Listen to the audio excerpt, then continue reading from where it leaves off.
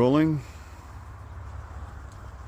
Hi, I'm Kevin Topping with Top Tax Services. We've been getting a lot of calls and emails and questions about the new tax law changes.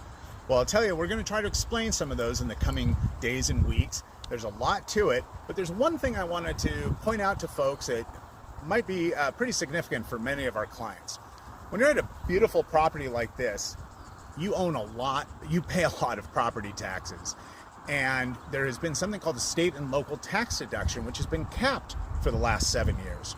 If you paid $15,000 in property taxes, maybe $18,000, you paid $5, $6, $8, $10,000 of sales tax, especially if you maybe bought a new vehicle. That sales and property tax, what we call the SALT taxes, state and local taxes, that was capped at $10,000 if you were itemizing your deductions. Well, now that cap, instead of being $10,000, has been raised to $40,000. So if you have $20,000, $25,000 worth of those type of expenses, we can now deduct the full amount. It's not capped at $10,000 anymore. I think that's going to make a big difference for a lot of folks here in the greater Seattle area.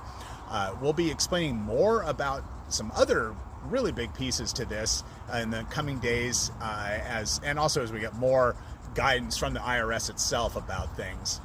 Thanks for watching. Stay tuned.